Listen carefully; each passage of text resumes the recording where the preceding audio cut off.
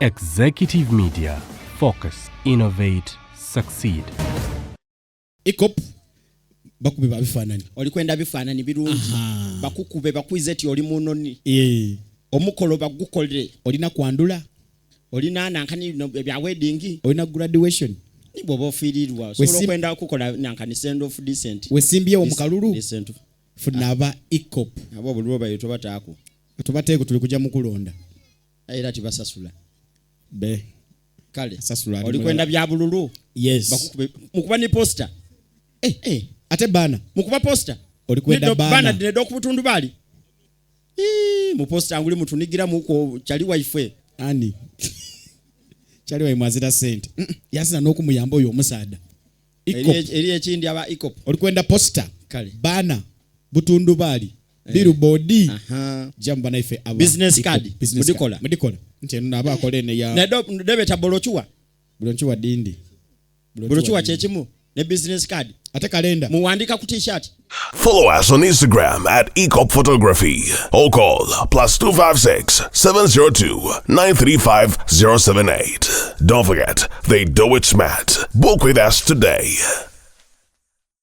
And branding at Print Creations. From custom gift sets to unique promotional items, creative signages and general printing, we've got everything you need to elevate your brand. Visit us at Chum Towers, Suite 70 on Kuruma Road, Lighthouse, Suites D14, D15 and F13. We offer a wide range of stationery supplies, awards and a vintage collection that stands out. Call us today at 0934 893 333 or WhatsApp 0702 683 317. Follow us on Facebook, Instagram and X at Print Creations. Print Creations, where quality, excellence and uniqueness meet.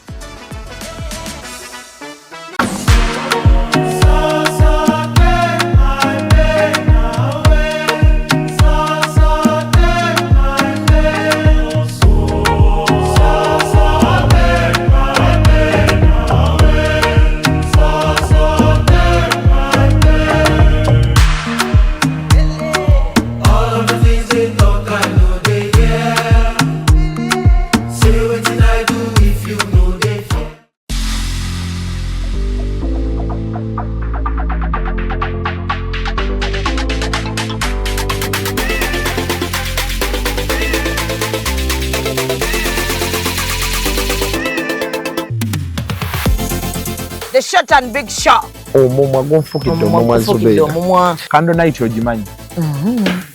Bagita candle night gwokutte gwobba. Bawa wa sugar teyamazanye ku live. Vamo jechiri. Vamo. Bendera ddala. Omusajja ate nga anakuswaza ajja kwana black sugar. Abasajja munyiganga tebabati. Noyingira n'atakubuuza. Ekibonyaabonya ababoda abasinga. Financially tracé. Oli abeera n'etaano ate nagenda n'akwanamu. Agala mutabani wange wakati w'emyaka alina okubanga ekyalo akikuttemu ekitundutundu. Anayakola kimpanya n'alagako nno panda nti si wa muzannyo. Ate kye nayagala ku ttiimu ya Mama Fiina. Sente eziwaayo. Naye tebasaba njawulo. The short and big show. Abantu bajaagalira ddala. We always love you.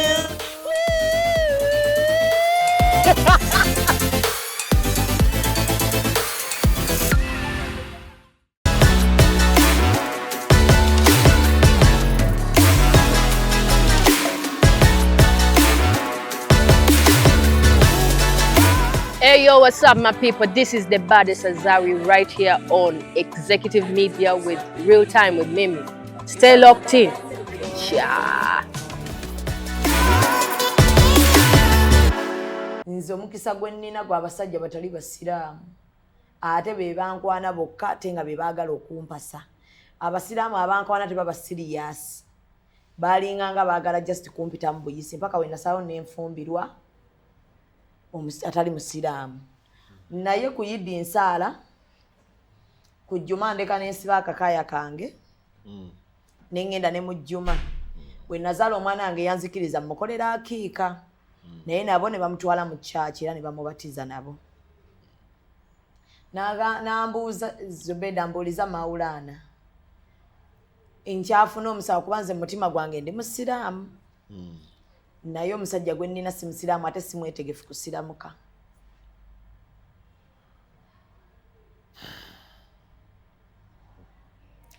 Allah subhanahu wa ta'ala yasinga okumanya byonna kimu.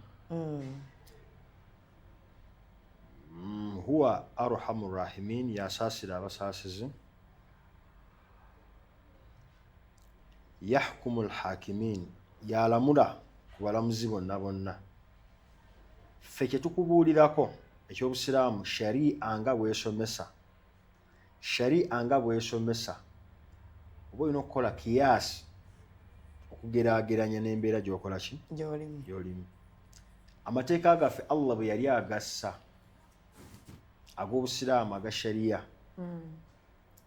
yatuuka ku sseeri gamba abasajja temuwasanga abatali basiraamu.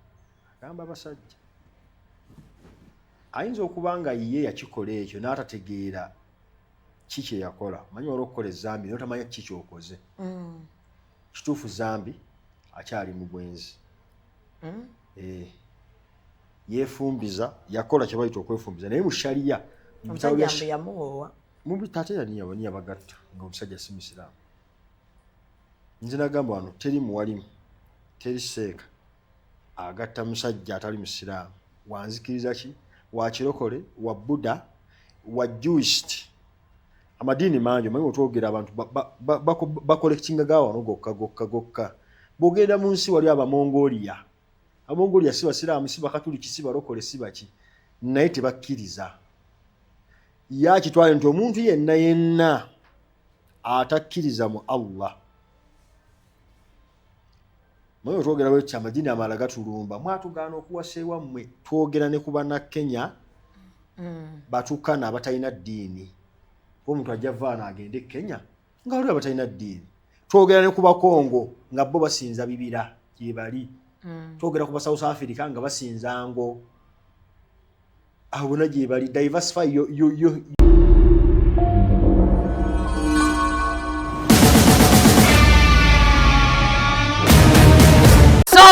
subira buli omu ali bulungi kamera nkola. Akulindemu omuntu bw'aba akola mulinde. Badde ogamba ki wamma? Assalamu alaikum warahmatullahi wabarakatuh. Shamima yanje adi erinnya lyange. Real time with Mimi mbeera ntuuse. Naye buli lunaku essaawa bwe ziti mbeera ne Maulana ku lunaku olwokutaano mbeerawo wano ne Maulana. Era nga tubeera wano n'ayogera ku bintu by'eddiini n'ebintu eby'obulamu obwa bulijjo ebyekuusa ku ddiini. N'ebirala biba bihappeninze mu industry kasita bibanga asobola okubeera nga abiteesaako. So Maulana tukwaniriza mu studio zaffe empya. Ndi wa mukisa nnyo okuba nti alhamdulillah. Mashallah. Amaanyi nga mangi. Amaanyi mangi. Kati amaanyi gatadde ku kikunsi kuki? Amaanyi gatadde ku kukola. Ku ssente. Gatadde amanyi ssente yetaaga kuteekako maanyi. Eyo yakuteekako maanyi. Ate bw'otegeera nti ogitaddeko amaanyi ng'ejja gy'oli. Etuuka ne kakkana. Alhamdulillah rabbil alamin. Tumwebaza Allah subhanahu wa ta'ala ebbanga lyonna ery'okutuwa ebirungi bye tasobola na kutottola n'okuba nti akyatukuumiddeyo kuba tusobola okukola bye tukola. Ntwebaza nammwe abatulaba n'okutuwuliriza okutuwabula wamu n'ewalala nti mwebale nnyo okuba nti mutuwa amatu n'okucomprehendinga what we say. Amiina. So Executive Media Call, subscribinga, likinga, bomala o sharing. So olunaku olwaleero nga mwenna badde mu birabo egenda maaso mu wiiki eno eri mu kuggwaako. Abakulu b'akadongo kamu omwami Lord Fred Sebatta ye yasinga okutrendinga ng'akaaba. Ekintu kyanakuwaza Abannayuganda nekinakuwaza abantu abawagira kadongo ka music nekinakuwaza abantu abamanyi abaami abo era abaami bangi nnyo abavuddeyo abakadongo kamu boogedde ebintu abamu ne batulaga n'ebyobugagga bye balina okusinziira ku statement Eddie Kenzo gye yakola. Gye simanyi oba mu kugikola ye yanakuwaza abakulu oba ffe twagipasivinga obubi ne bali bagipasivinga bubi kuba sinnamukyazaako wano kuwulira his side of the story. Naye kyensuubira statement wagiwulirako. Nagiwulira. N'abakulu n'obalabako. Nabalaba akavideo nabulaba. Gwe n'ogamba otya? Nze nga Munnayuganda, this is my opinion nganze kukyendaba nebbanga ndooza lyemmaze mu entertainment industry. First of all abayimbi abo baali okay, abakadonkamu baafuna kye bafunye. Omanyi mu nsi ekyamazima kiri nti si yonna nti ogenda gifuna, si byo kyoyagala nti ogenda kifuna, kikyo kyamazima. Era si buli omuntu kyakusuubira okuba nakyo nti ojja kuba nakyo. Akusuubira okuba n'emmotoka 10 osobola okuva mu nsi ng'obaddeko na 8. Either zino ze najjamu mu story eyo, ekisookera ddala kye najjamu kwe kuba nti ekibiina kye baabatwalamu eyo nkola yaakyo lubeerera. Kibiina ki? Ekyo kye baabatwalamu sijja kukuba miggo nga nkyogedde. Kye baabatwalamu bw'olya ssente ezo oba olina okukaaba oyagala toyagala. Simanya aziriddemu ba artist n'atakaaba. Lwaki kiri bwe kityo? Allah yasinga okumanya. Kuba kyoyogerako kituufu. Buli alya ssente ezo alina okukaaba. Allah yasinga baali okay. Baamala ebbanga tosobola kulaba amaziga ga mukaabi. Ne twamala ebbanga tosobola kulaba amaziga yadde nga yali akaabira emabbali agassebata. Naye nga tosobola mulaba mu lwatu ng'akaaba. Naye kasaba abakuŋŋaanya ne babatwala mu kibiina nga sisitimu yaakyo si ntebenkevu. Ebyo byoba olina okufuna. Baabawa akasente ke baabawa akatini oba akangi ne babasuuza ekiki ekinene. At the end nga balina okukola ki? Nga balina okukaaba. Ekyo tetukijjaawo. Either bali oba bakukozesa oba ne batakusasula oba ne bakusasula ku katini oba mu kyokusasula nga balina kukaabya simanyi. Ekyo sikitegeera kuba all the people abagenzeeyo babadde bakaaba. Ate nga bakaabira ki? Bakaabira nsonga eyo. So ekyo kyensuubira ekimu ku kya. Ekirala ki ekibakaabya kye tuyinza otunuulira. Omwana olw'okuba yazze n'agamba nti baavu. N'agamba nti abantu b'omulembe guli toyinza kufunayo muntu yenna ayinza kukugamba nti nze nina kino. Tukkirize mu Uganda. Naye abayimbi aba 2000 kutandikira awo balina bye bafunye mu ndongo. Omanyi abatulaba n'abatukozesa naddala mu ndongo eno balowooza tulina ssente. Oli alaba waakuwa miliyoni 2 mu kiro kimu alaba ng'akuwadde. Ekitegedde? Ati waffe wa Uganda ekintu kye batwalanga oba ekiri light. Oli alaba nga okuba oluyimba lumu oba olina funa katidi. Ekitegera. Ate n'alaba nga ssente z'omusabye ennyingi. Gwe yakakuba akayimba kamu. Oli agamba nti akayimba kamu ate gundi. N'atamanya manyi waliwo kye tuyita supply chain mu economics. Supply chain ekola etya? You're calling me on stage. You have gathered a lot of people, something like 200 people, 1000. Gwe okumpitaako nzije nsanyusa abantu abo basasudde ssente bajje bakole ki? Balabe omuyimbi. This is what people don't understand. Bajje buli omu kati nze nkusabyeko portion nti buli ayingidde asasudde omutwalo b'ebiri. Nze mpaako kasanvu. Bw'osasuleko ab'ebyuma stage n'ekifo w'okoledde naawe otwaleko osasuleko ne ba ushers n'ebyokunywa. Naye y'olw'okuba nti nze nfunye kinene yalowooza nze ntutte ki? Era abamu bajjajja gye bali bapromota nga tayagala bayimbi. Bapromota abamu tebakwatagana bayimbi abamu. Lwansonga nga oyo atwala ssente nnyingi. Naye nga kijjira muntu kugamba nti oli waga nti ayagala ssente nnyingi ye alaba gwe muwendo ki? Gwe muwendo gwe promota n'alaba nga tekisaana. Okudda ku kya Mwami Kenzo kye yagambye nti baavu. Kituufu basobola okuba nga baavu olw'omulembe gubalimu. Naye nga gwe baalimu baali bagagga. Kyaluka ekiseera wano eno nga Mwami Seba tabagamba yasinza ebyuma. Yes. Yasinza buli kimu. Najja ku TV n'abannyonnyola nti banna baamubba ebyuma byaki? Byonna eby'endongo, ebya bandi. Kintu kye tulina okumanya mwene ensonga eri emu. Mu bulamu bw'ensi eno teriyo Allah muntu gwe yakola nga tasobola kwavuwala. Ate teriyo Allah muntu gwe yakola nga tasobola kubagaggawala. Buli muntu alina potential ekola ki? Egaggawala efuna ssente. Gwe kulema bulemi paka wova mu nsi. Era yavuwala nga bw'osobola okwogaggawala era bwe yavuwala. Okumanya nga tuba baavu ne mu kuzaalibwa tuba baavu. Ozaalibwa tolina k'oyina.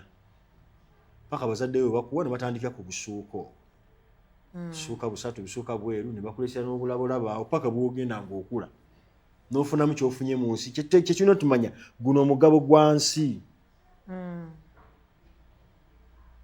mugabo gwansi gwe gutukayanya oli okuvaayo n'agamba nti balabala abayimbi okay tugenda kitwala bwe kiti bwe baba bayina bye bakolamu gwe bigenda ogenda kufuna ki bwe baba azimba kalina abayimbi bali kale bwe bagwa ozimba kalina baga abayimbi bonna beekuŋŋaanya ne bajjawo ne bali eyo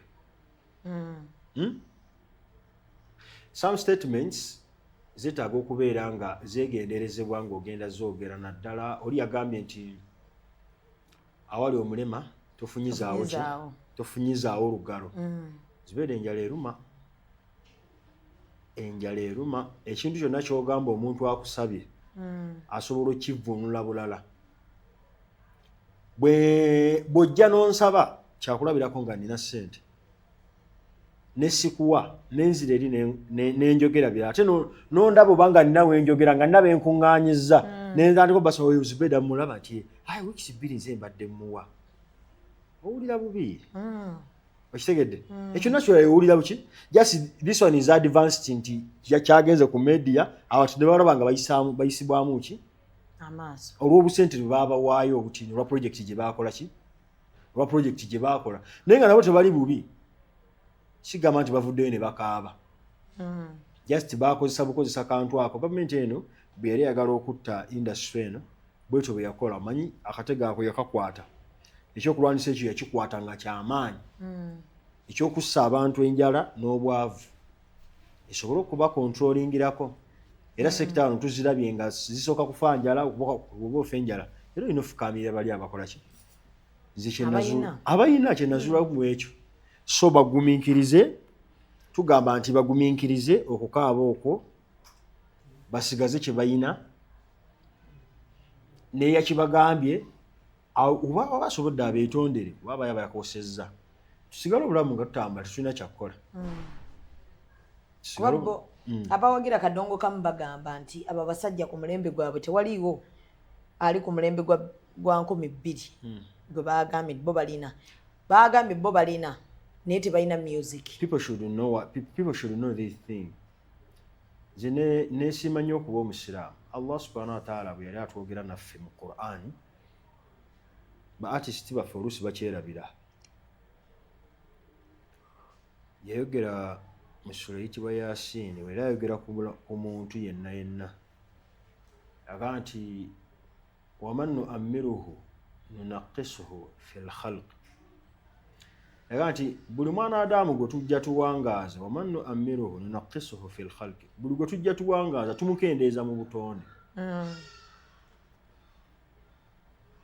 Abakadonkamu baaliwo ne bakendeera tebakyasobola kufulumya kati yadde ekinyumira abantu cause abantu they digested the music ne consumption nekendeera tetujja kugamba nti ne bakkuta consumption nekola ki waliwo ekintu ky'abantu baffe kye balina okumanya audience gye tulwanira wano eri just mu central oba mu Uganda ntono ate abantu abamu bagenda ne begeraageranya ku Banigeria. Abanigeria balina obukadde bw'abantu babulinga 8 bungi bali bangi boogera olulimi oluli parallel ku lwe bategeera nti oli asobola okuva Abuja n'agenda mu city endala nga balutegeera kitegeeza alina wider market.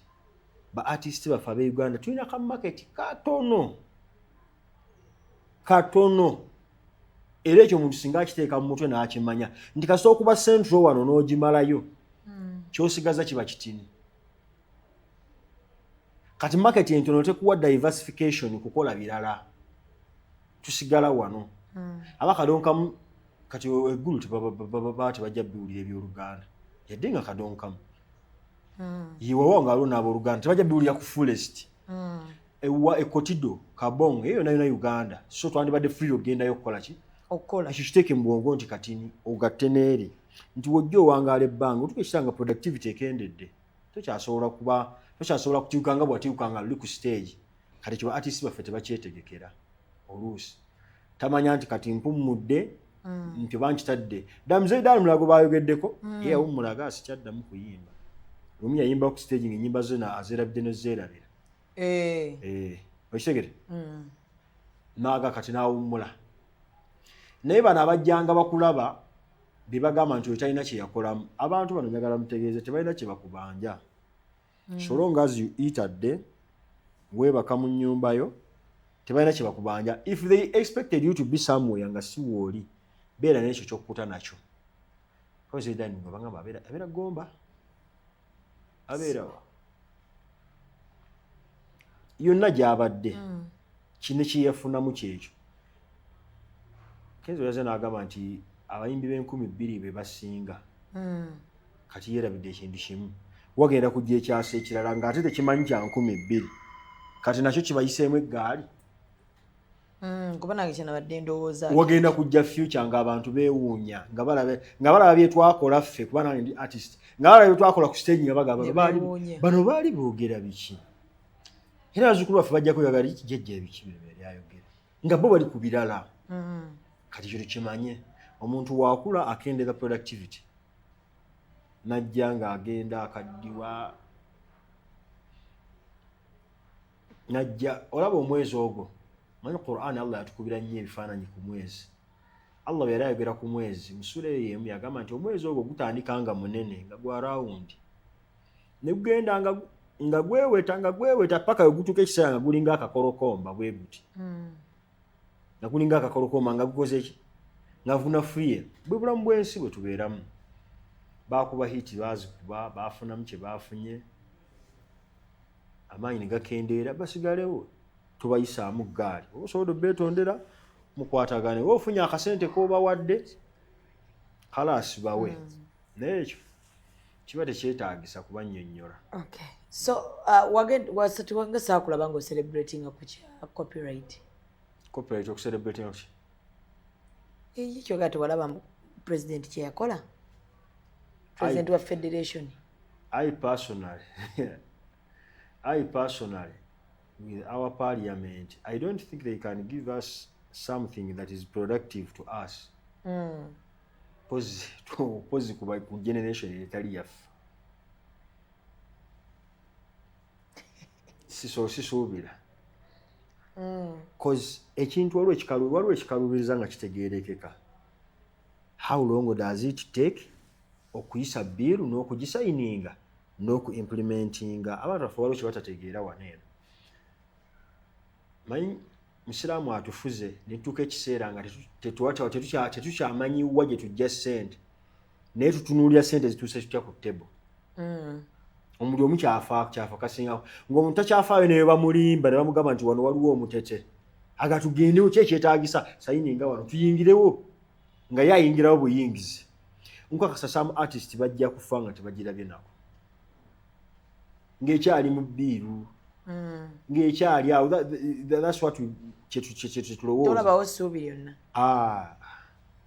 false hope ndenganze eyo ndaba false hope okumala nga false hope singa omuntu abanga akwagaliza Zubeida ng'omulaba alina ssente haamu omulaba haamu oyo ne muganda we bagaba ssente bo bamanyi bo tebadde awo kwebuzaabuza Yasiini bo tebadde awo kwebuzaabuza mbu ate kati jangu sooka osoma akatabo ate sooka ogire ki akubalira enkalu n'akuwaga nkuwadde genda naye omuntu akwetoolooza bw'ati ate mulina ssente ate bilioni 5 ate tusooke tuyite muono ate protocol tewaba hope naye kirala ulo weenejja who is going to implement ani agenda ogiteekamu implementation nga n'ebibiina ebibadde birya ssente so nze nkitwala ng'ekyo okuguumaaza abantu divide and rule eya musiraamu gy'akozesa always ku bantu okuba nti bwemuba mwawukanye ye aba asobola okuyisaawo ekiki ye aba asobola okuyisaawo ekyo kyova olaba asobola obbawa ssente ne zibakaabya kizibu nnyo okulya ssente za musiraamu n'otakaaba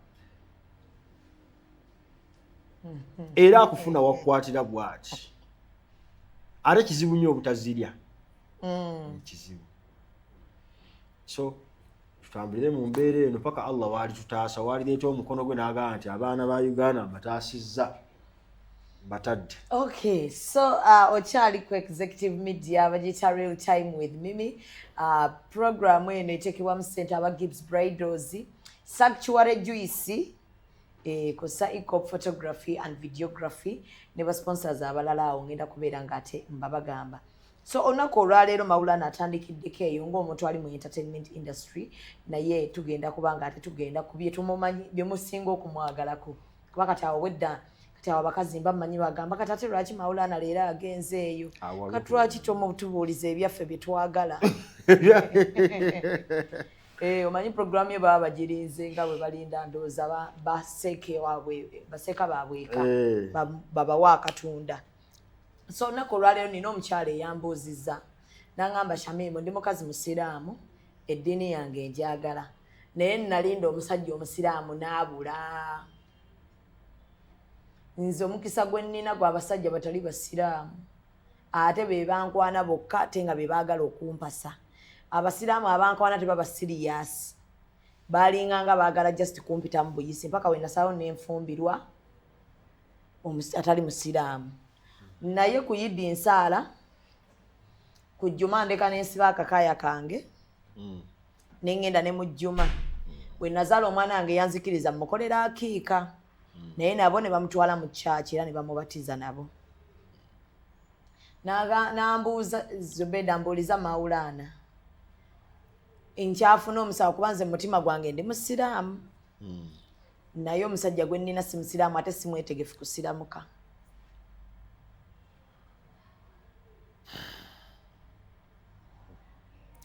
Allah subhanahu wa ta'ala yasinga okumanya byonna kimu.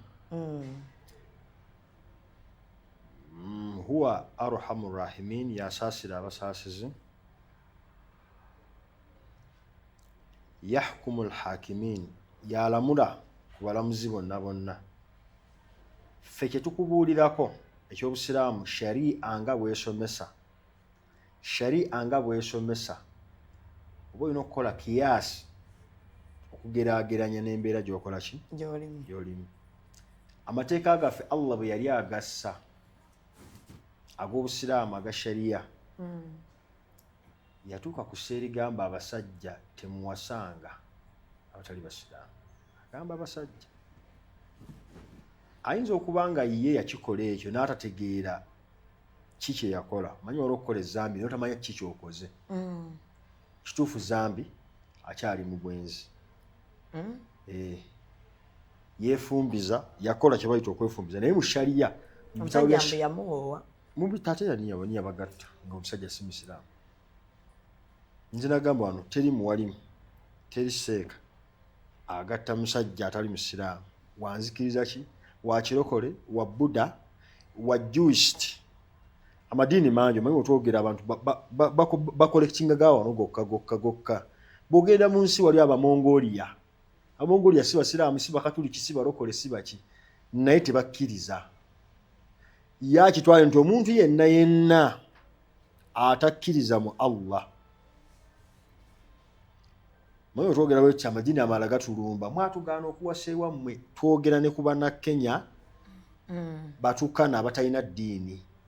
Omuntu ajja vaana agende Kenya nga waliwo abatalina ddiini. Twogera ne ku Bakongo nga bo basinza bibira gye bali. Twogera ku ba South Africa nga basinza ngo. Abona gye bali. Diversify your mind. Kati oyo mwannyinaffe akyali mu bwenzi okuwoowebwa kwe mu sharia kuba nullified kuba si kutuufu. Olwaki? Olw'obumogo obwajjamu olwa shuruutu obulombolombo obutaatuukirira nga bawoowa. Shuruutu z'okuwoowa ezimu ku zo okukkiriza kw'omukyala okukkiriza kw'abamulinako obuvunaanyizibwa okuba nti be tugenda okuwoowa bonna basiraamu. Akakalombolombo okategedde bonna baki basiraamu. Bonna basiraamu. Gw'oli wa ddembe okwewaggula n'okola ekifaanagana ng'ekya sharia naye mu sharia wekitunulamu tukinalifayinga. Olw'akalombolombo kali ke wamenya kati waba yamenya akalombolombo ako mu ntandikwa bino ebiddako ne waatatubuuza ebyo bino byonna byagattirizaako mbu ate omwana namukolera akiika. Bw'okolera omwana akiika tekisiramula taata we ate mbu omwana baamutwala mu kyaki era tekisiramula taata we. Ekyo kisigala bayinaka wa bayina Allah kisigala wakati wo ne Allah gwe olimanya bw'olikola tawubayo ffe tukubuulira buulizi kya sharia maye abantu bakwata obusungu ate ne babujja kwabo n'abussa ku nze amugambye ekituufu haya Maulana yaŋŋamba biki zonna ddiini zonna ddiini si nze Allah nze ddiini si yange ekirungi ye yabuuziza kumanya bambi njagala abantu bategeere waliwo abatulumba njagala obategeeza nze ddiini si yange ddiini ya Allah nange nkubuulira kye baŋŋambako nkubuulira kizze mu bitabo ekituufu ekya sharia Allah subhanahu wa ta'ala kyakola ki kyayagala bw'oba onyiiga kwata Allah bw'oba okola ki ye yagamba nti eddiini zonna azimanyi nagamba nti inna ddiina inda Allahi al-Islam eddiini entuufu gy'amanyi mu maaso ga Allah bwe buki kati gwe wafumbirwa atali musiraamu ate olina stable nnyo omwana we bamutwalako ne bamubatiza wazaala kitegeeza mu nsi gwe osazeewo okuyambagana n'abatali basiraamu mujjuze abatali basiraamu mu nsi kyekitegeeza gwe kyokola era oli comfortable gwosaala tekikugjaako kuba nti toli musiraamu osigala oli musiraamu ebbanga lyonna ebbanga lyomala nga tonnakola kye tuyita ashara nawaqidhu al-islam ebintu 10 ebijja omuntu mu busiraamu directly bw'oba tonnabikola osigala oli musiraamu yadde nga wafumbirwa atali muki atali musiraamu osobola okubeerayo hatta Allah wayituusa n'akuwa hidaaya bw'ali bagikuwadde bw'atali gikuwa olimanya ky'oli munnyonnyola so ebyokuba nti yasalira omwana akiika yakola ki omwana asigala si musiraamu ate abantu ng'abo babeera n'ebizibu bye batuukako mu maaso nga bingi batasobola kugamba omuntu bw'afumbirwa omukyala ejjana y'omuntu yonna Allah alina ku nsi we yagitekeka we yagizizika ng'omuntu wanaabeera mu sharia ng'omuntu wanaabeerawo n'alongoosaawo Allah straight ajjamu ejjana yaga nti ejjana y'omuntu eri wansi wa bigere by'abakadde nga kyategeeza nti kyonna ky'ogondera wakati w'abakadde bo oyine ki ogenda kusanyusa Allah atuuka n'ekiseera n'agamba nti okusanyusa abazadde gwe okutegeera nti Allah akwagala tegeerera ku bazadde bo era bwe nsaasiri oli agamba nti zesoogera na maama wange ne Allah toyogera naye nze taata wange twayawukana oba yalagawa baŋŋamba yagenda eyo Zambia simuwuliza nti yagezaako kunkubira naye saagala kumanya enkolagana ne Allah nfu anti yagamba nti okunyiiga kwa Allah okunyiiga kw'abakadde kwe kunyiiga kwa Allah okusanyuka kw'abakadde kwe kusanyuka kwa Allah ekyo n'akikomeka n'akizinga bw'ati gwe oba wanyiigira mukadde nga yakunyiigira ne Katonda yakunyiigira tetujja tunuulira ki kye yakukola ki kye wamukola gwe okakasa nti maama wange yannyiigira ne Allah yakunyiigira. Okay, so ndowooza ekyo Maulana akibaddiddemu bulungi bangi nno abali eyo oyinza okuba yabuuzizza omu naye bangi abali eyo nga mwafumbirwa abasajja abatali basiraamu naye nga muli eyo mwekazaakaza kwekazaakaza so nina omukyalo omulala ali London yangambye bwe yayimuka n'ava kuno yagenda eri ng'agenze kunoonya mulimu era omulimu gwe yasooka okufuna gwali gwa kukola nga nansi mu bakadde naye omulimu gwe yafuna mu bakaddeyo ate wasinga okuva akasente akaki akangi naye alinako omusiiba gw'okubeera nga omukadde gw'alabirira ali embizi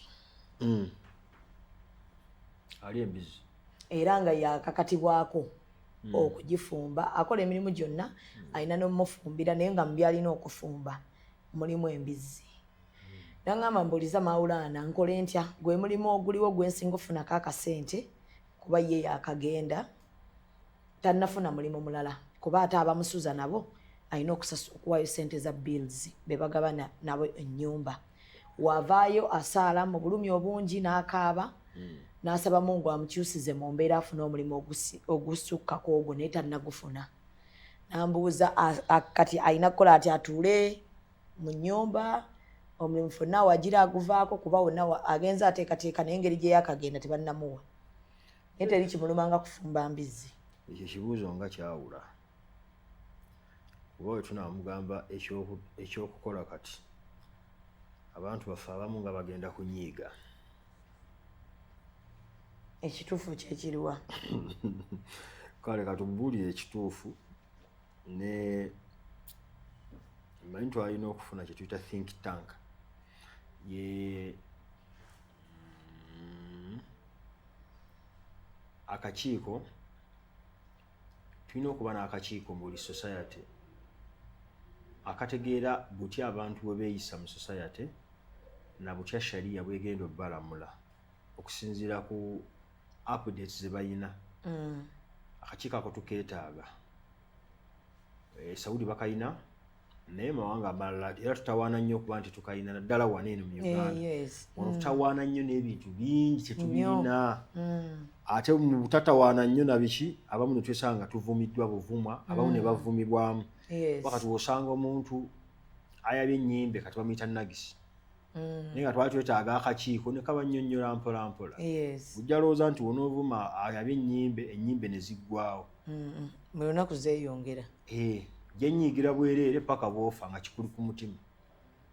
Ate nga si ggwe Allah, ate nga Allah ye yateekateeka olumbi butali walwabya. Manyi ekinneewuunyisa. Gwe ekintu ky'onyiigira Allah ye yakyegirira abantu bakikole. Okategedde ako? Gwe ky'onyiigira yadde ne Allah naye akinyiigira. Era ye yakisomesa abantu bakikole bwe. Bw'oŋŋamba nti si yakisomesa, ani yakibabuulira? So omukyala yesanze mu mbeera eyo. Tusaba ekisooka kyakola ekirungi awulire ennaku ku mutima. Waliwo amazambi ge tukola nga nawe tolyagala. Ng'olikola tukiyita dharura. Dharura lwa naakola ntya. Naakola ntya oyo. Kiyinza kuba wali mbawano waliwo erimu gye bataagala kusomesa abantu. Bawooza banaagisomesa abantu bonna bajja bula. Yeriwo eyo. Waliwo ekintu ky'okola bidharura. Lwa naakola ntya. Tewali option. Tosobola kuba bweru nga tokola ekyo kimu. Abamusuuza beetaaga akasente ate bakambwe nnyo. Kati eyo dharura. Naakola ntya. Naye akitamwa kikyo kirungi. N'okusaala akola ki? Asaala era akisabira. Yeesabira ennyo. Allah agenda mukyusizaamu ekirungi. Weewaawo nga n'awamu n'ekyo ekyakisinza obulungi kukireka. Kitegedde. Ekyandisinza obulungi kukola ki? Kukireka. Afube nnyo okulaba nga bw'akola anoonya amangu ennyo ewalala ewali ekituufu. Allah ajja mulagawo nga bw'asaba. Naye kati ali ku lwa naakola ntya lwakolerako. Allah yamanyi mu mutima gwe. Nisobola mulamula kuba sibeera naye simulabanga nawe. Naye afuba okulaba nga yeesabira Allah ajja mukyusizaamu omulimu omulala nga yeesabira okuleka. Utunaawo kanaatuka ekiseera ne kayingiramu nga atandise okunyumirwa. Waliwo omuntu agaagazi naye fumba embizi yange. Naye natuuka n'enkimanyi yakasasijirya. Tulinawo n'abakyala wano tulina abasiramu naye nga baafumbirwa abali embizzi Eh, n'agamba nga yagifunga. piki gaabwe ngaawula ne sowaani. Wano boogera ebigambo bingi. Gwe watandikawo eddiini. Waliwo nze eyanga nti amasepiki ga bbaawo agaawula ku masowaani ge. Anti bwe buzibu bwe bafuna amanyi. Naye n'asigala ng'agimufumbidde. Kati kankubuulira Qur'an eno kirungi nnyo ng'omuntu agimanyi. Kibi nnyo. Byebimu ku bibi bwe bumu ku bubenje obutuuka ku muntu okuba nti tafunye bamuvunulira Qur'an. Tafunye bagimutegeeza. Bwe bumu ku bubenje omwanadamu bw'ayina. Yenna oba musiraamu oba si musiraamu. Ate Allah yagamba faman a'rada an dhikri. Yenna agayaalira amateeka gange okunzijukira oba okutegeera bye mmugamba. Fa inna lahu ma'ishatan dhanka. Ngenda muwangaza mu bulamu obwakanyigo. Osobola okuwangaala awo naye nga oli mu bulamu obwakanyigo naye nga tokalaba. Adhik. Naye nga tokola ki? Tokalaba. N'owangaala omuntu bw'atyo n'awangaala ebbanga lyonna nga buli kyakwatako kifa. Naye nga ki ekimuganye kuba nti ayina eniteeka lye yagaana okugondera. Nga ddyo yali gyemera. n'awangaala mu bulamu obwakanyigo anti obulamu obwakanyigo omuntu yalowooza kubeerawo nga talina byakulya anti osobola okuba ng'oli mu bulamu obwakanyigo nga sente olina nnyingi naye nga tezirimu mukisa nga tolina mukisa mu bufumbo buli wamu ovaayo tolina mukisa mu baana tolina mukisa mu mmotoka buli gy'ofuna yeetomera buli gy'ofuna gye babba tolina mukisa mu bizimbe woofuna watandika kukola n'obeera mu dhiiki eyo buli ssaawa obeera munakwavu yakuwaayo ekyokulabirako abazungu abo balaba balina ebibonerezo bye balina ffe bye tutalina wamu ekibonerezo ky'okufiiringa emptiness eyo dhiiki eyo emptiness eyo loneliness abantu gye bawulira nga bavudde waneeno ekyo Allah akikuwa ng'omumanyi okuba nti omutima gwo guli fuulu naye buli wobeera wekka ovaavaako waya ebibaga bibabeeramu bagati omuntu w'obweru kyasinga okufuna okola ekintu kyekimu okumala ebbanga n'avaako waya n'abeera lonely n'abeera ng'ali bowadi tumaki bowadi era bakubira essimu ayagala olunaku lulamba gwe tukisobola waniino olina abo okwogera nabo otegeera eyo bagira dhiiki okuba nti tojjukira Allah okuba nti mu mutima gwo ibaada z'okola ntono Yesu Allah n'abuuza ala bi dhikrillahi tatma'inna alqulub omuntu ng'ojjukira Allah ng'olina ebintu ebirungi by'okola bifiiringa omutima gwo n'otabeera lonely buli eva obaako nekyogoba omusiraamu obeera otya bwadi ng'olina ossaala eswala ttaano osobola kyogera eswala subuhi zo zokka eswala zirina okuteeka ku tensioni zo zokka eswala zirina okuteeka ku ki kindi oswala subuhi saa 7 dhuhuri tumale awo tuyisewo essaawa ezituyisizaawo tugende mu aswiri tumale awo tugende tuyingire amagalibi ebyo byonna bikuki buli kyobadde okola ekikubowalinga manyi buli obeera bowadi era ogenda kudda wenyigirize kati nzijukira Allah ate obulamu tugamba obulamu bumpi buli wofiiringa okujjukira Allah tusaala omanyi Allah ngenda kusisinkana esitwala eno ngisadde njagala era waliwo dduwa gye tusaba tugaa nti Allah omulimu guno gwenkoze nsaba oguteeke ku gimu ku mirimu gy'onoosinziirako okunsonyiwa okunkwatibwa ekisa so omuntu amanye nti oluusi lwafiiringa wali omuntu nga atuuse ku sseeri eriwulira emptiness ey'okuba nti takyalina mugaso gwa why he or she is living aga lwaki kati living I pay my bills nga it is over and again it is over year and again omwaka niguyitako birimu asasudde amasanyalaze bills naddayo n'akola naddayo n'akola talina kyakola era naddayo n'akola ala buli kimu kitambula bulungi kyova olaba mu bulamu tulina oteekawo ebisoomooza tugamba zaala abaana 5 buli oba otandise ng'otandise okugayaala bawogga n'ozuuka okwegala bannayinina abaana abasajja okwemalako emirembe wasa obanga atandise owummulamu ogayadde ng'omukazi akwakuzuukusa tetuulye so okusinza Allah subhanahu wa ta'ala ebirungi omuntu byafuna mu butabeera na emptiness mu mutima.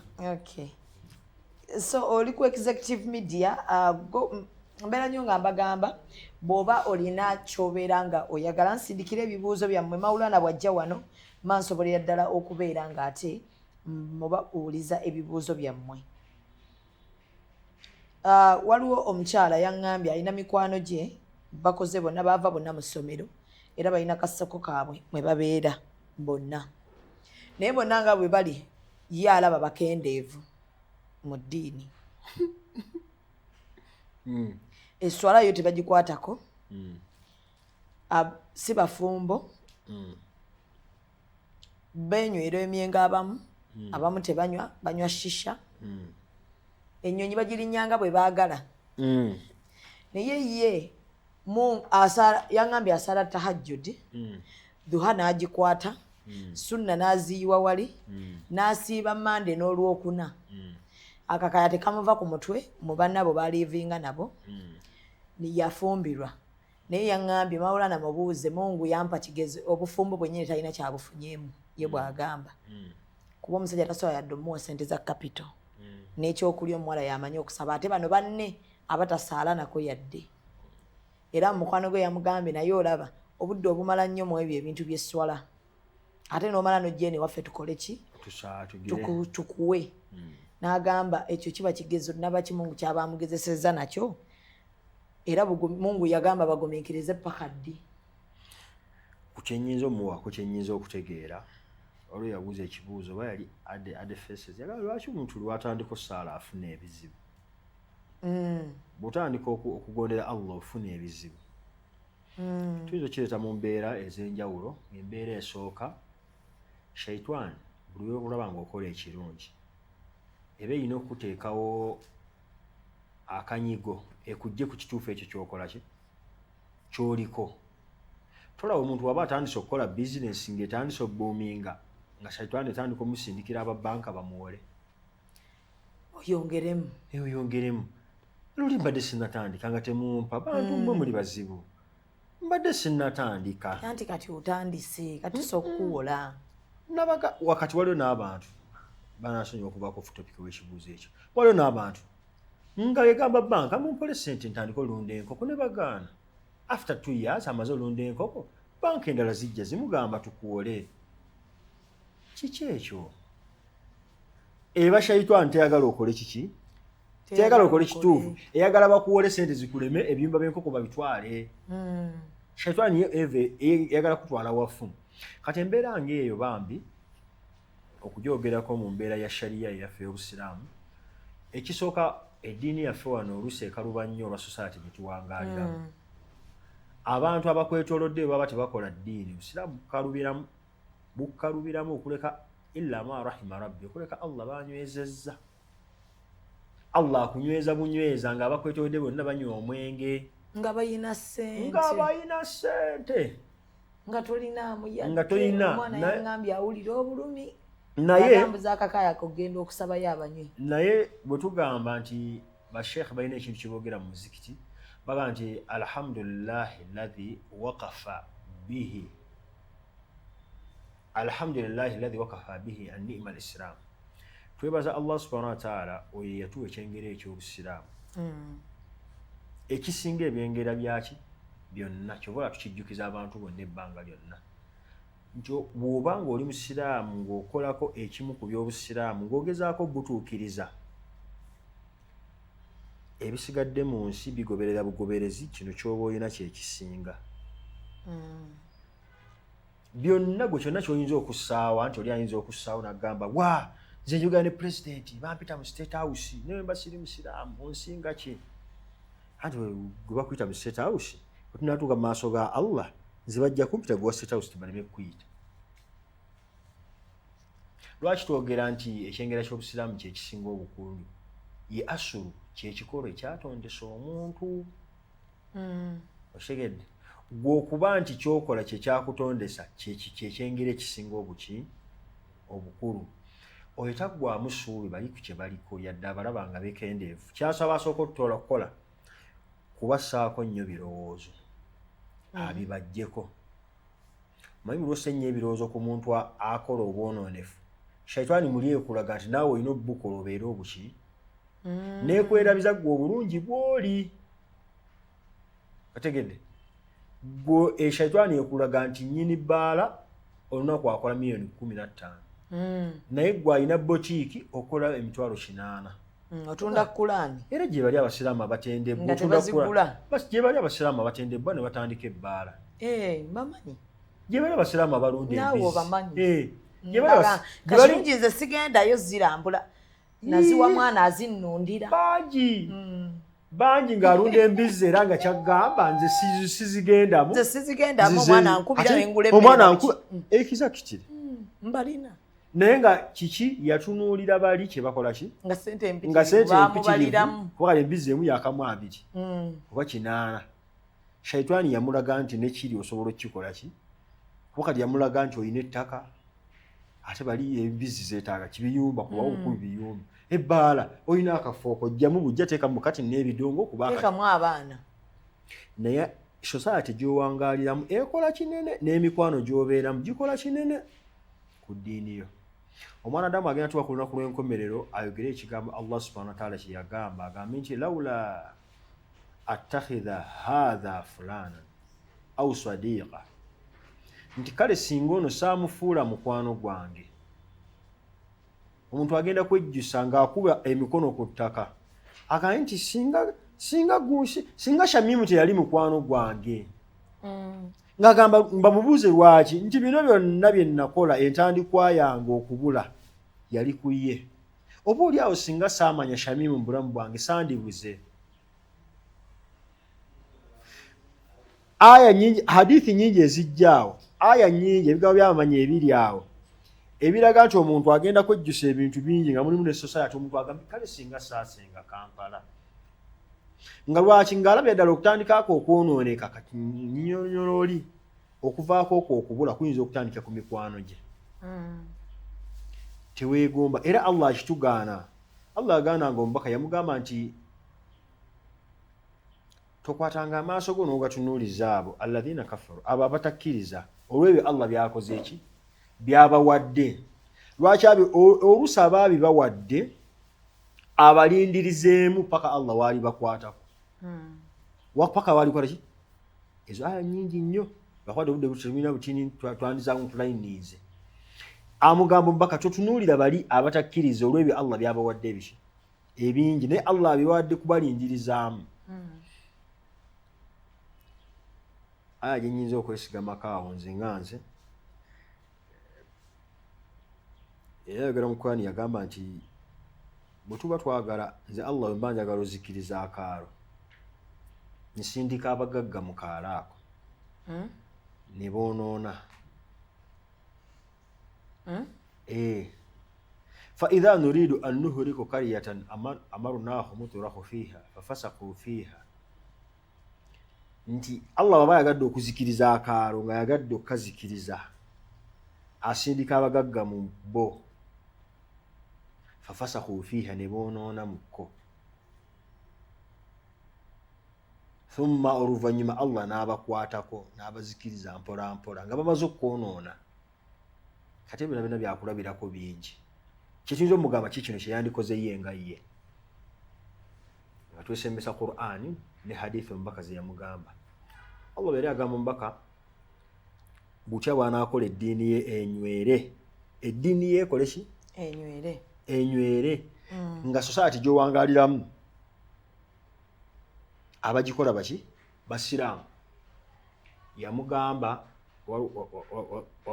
waliwo yaŋŋambye ndekeraawo baka otingira essuula naye kati nja bagamba bugambi mweziri. Yagambye olekeraawo?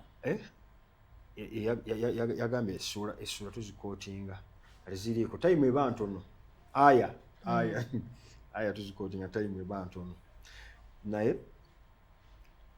essuula bagiyita Kahfi. Aya eringa ya 28. Allah era yagera n'omubaka yamugamba nti wasbir nafsaka ma'a alladhina yad'una rabbahum bilghadati wal ashi yuriduna wajhahu wala ta'du aynaka anhum turidu zinatal hayatad dunya wala tuti man aghfalna qalbahu an dhikrina wa tabaha wa qana amruhu furutha wa qul al haqqu min rabbikum faman sha'a falyu'min wa man sha'a falyakfur. Kikimumala abantu abakwetoolodde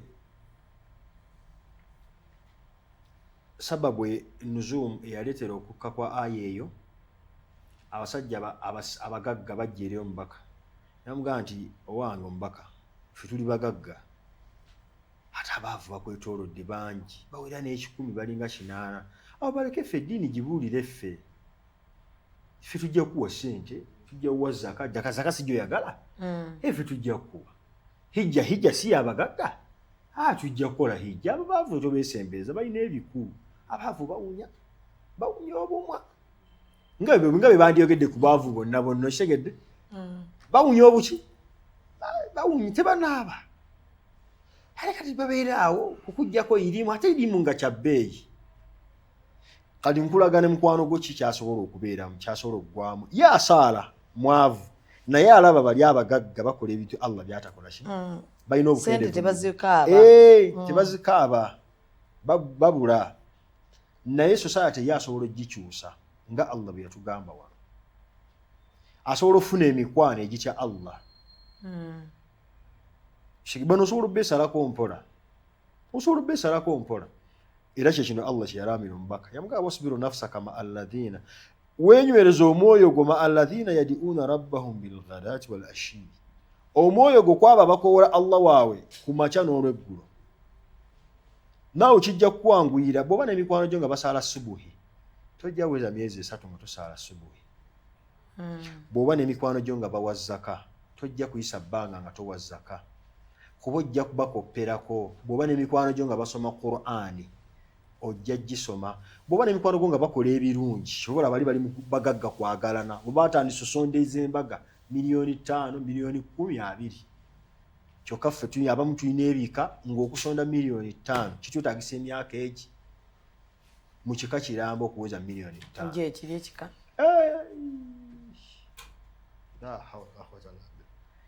waliwo families nga bw'ogigatta yonna ku bukojja ne gye bakuzaala ewammwe mu kika ng'okubagaba baweze $5,000,000 ogenda bawa emyaka egi ku bukojja ne gye banzaala okubukojja ne gye bakuzaala nga we musonda $2,000,000 mulina emyaka egi anaabisiya kyewakubadde nti embeera mbi ekisoboka ekyo at least wandigambye ekika kimu toyinza kukwata bukojja n'obugatta ne gyezaaliwa ng'okusonda $5,000,000 kiretagisa emyaka kiba kikolimo ki bwozirinamu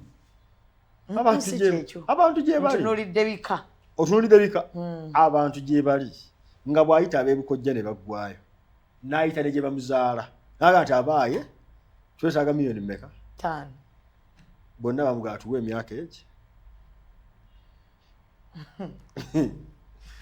tolaba bakazi babeera mu bibiina bya 2,000 nga bali 4 ebibiina bya 2,000 mu buli mwezi waliwo afuluma ate afuluma afuna nusu kanaana uzanya n'obwavu waliwo sente zibaga zikuza mu bwavu bali 4 basonda 2,000 mu wiki ate paka omu wabeeramu ng'alina enamba nga 8 afuluma emirundi mingi kyokka ne bamukwatibwa obujja yafunye akanaana emirundi 3 uzanya n'obwavu obuli e Uganda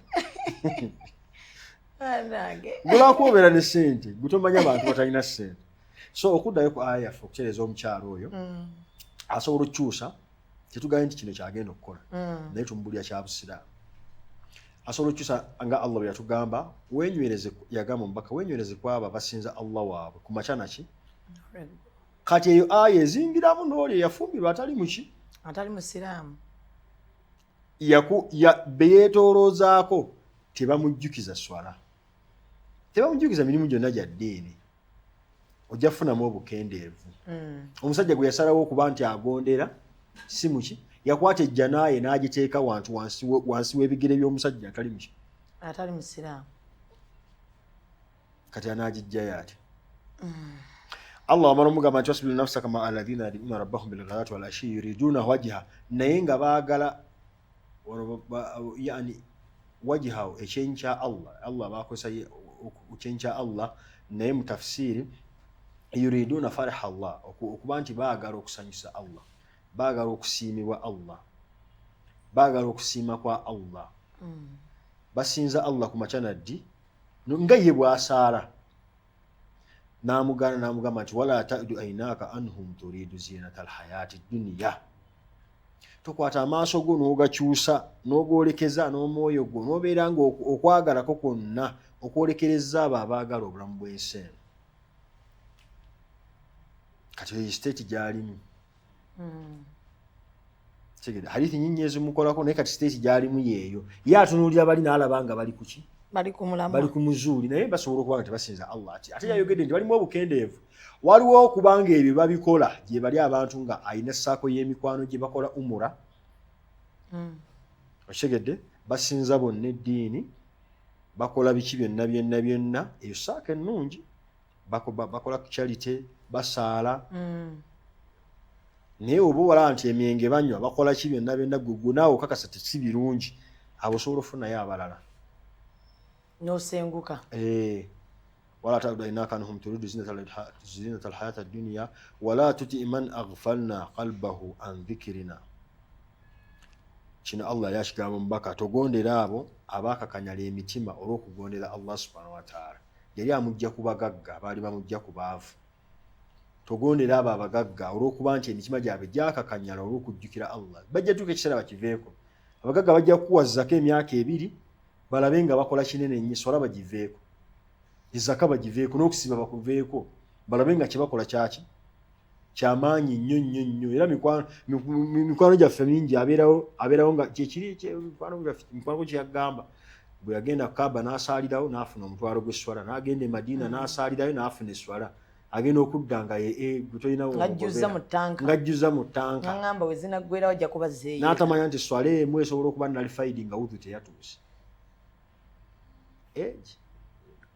esobola okuba nalifaidi nga teyabadde na khushu omuswala obutebenkevu bwabadde bukini ng'empeera yafunye haafu oba kitono n'obutafunira ddala ng'engoye ziyasaaliddemu ihramye sente zaali za haramu kati byakwegendereza byonna so omukwano gwo agumiikirize n'ekyo Allah kye yakola bw'aba asobodde okwogera nabo aya mpanvu okugisuulamu Allah yagamba omubaka nti waqulil haqqu min rabbikum beera ng'oyogera amazima eri okuva eri Allah wo abagagga tebakukyusa gweyogera bwogezi mazima Allah n'alaga abantu nti tabeeguya faman shaa falyu'min wa man shaa falyakfur ayagala akkirize ayagala agaane kale kikujjako omuwalimu okukwata amaanyi n'ogassa ku bantu mbagamba temuwulira temusaala kati Allah yagamba mubaka eyayina ejje erisobola okukuba abantu kibooko baweeyo zaka naye gwe oyomba n'abantu b'e Masaka oli Kampala bootaliraba nako naye oyomba nabo temusaala muli eyo mukola shiriki qulil haqqu min rabbikum faman shaa falyu'min waman shaa falyakfur bagamba ayagala akkirize ayagala agaane ogugoba ogukoze era naffe ogwaffe tugukoze wano ku Executive Media Maulana abeerawo buli wiiki tumufuna lundi gumu obadde ku Executive Media era njagala okujjukiza nti Gibbs Bridals eri open tukola custom made engoye tuzitunga ennungi buli design gy'owulira ng'oyagala gwalina birthday baby bump oyagala kubeera guest ku mukolo graduation parties tulina dresses ennungi nokosa okupangisa gowns abasiraamu n'abatali basiraamu neka dresses twazikakkanya ebbeeyi ne tusalawo tubakolere igwe ayina nika ey'omunju gwayina ennenenene gwagenda okukola baadaaswiri buli omu atasobola okubeera ababaadaaswiri bajjeyo basalireko abo babaadaaswiri mmwe mujje tubasalireko ne seeka Maulana twatandikawo ekintu netubagamba togenda mu haramu Gibbs Bridals weeri tusobola okukuwa ow'ebifaananyi Maulana nga wali n'ekifo wali ku Gibbs Bridals abasinga kwagala kulya kyabwereere jangu tujje tukuwoowe jangu tubakuwoowe tulina abasobola okukyala ewammwe ab'omukyala ne tujjayo omukyala oyo n'ova mu bwenzi bwekibanga ekikuganya omuwasa abeewabe w'omuwala obatya jangu twogere nabo jangu Maulana wali wendi tulinawo n'abalala betusobola okubeera nga tetutula n'abazadde abo netubakakasa nti mugenda mu bwenzi ku lwabwe n'ogenda ng'olina emikisa gy'abazadde n'amahale ng'ogawaddeyo amiina so subscribinga likinga bomalo sharinge naye togenda okubeera nga ate weebaka oba ofuluma ennyumba nga toyina cupa ya Joy Sanctuary ku ofiisi okeetaaga basobola n'okukolera delivery lita ya $1 mwabali ku ofiisi osobola okukatumya lunch time etuuse era n'okatumya aba Joy Sanctuary weebali nnyo Gibbs Bridals eco photography and videography nabo weebali gwagala ebifaananyi ku mikolo neka naye tebakuba kuziika ebifaananyi by'okuziika baabireka baabireka munaye simanyi lwakinaye baabireka babapangisa okuba ebifaananyi kuziika waliwo n'abapangisa okukuba mayiti nga bamaze ogikuba make-up bulungi nga kyekyamuyisiza so togaana okwekebeza badokita bagamba nti kansa awona kasita oba nga wamukebeza nga bukyali era abatiyemwala bakugamba nti okwekebeza buli ssaawa tekutegeeza nti wekebeza kufa weekebeza omanye status yo obeere ng'ate ojjanjabwa mu budde munzikirize emberekereze musiibe bulungi Assalamu alaikum.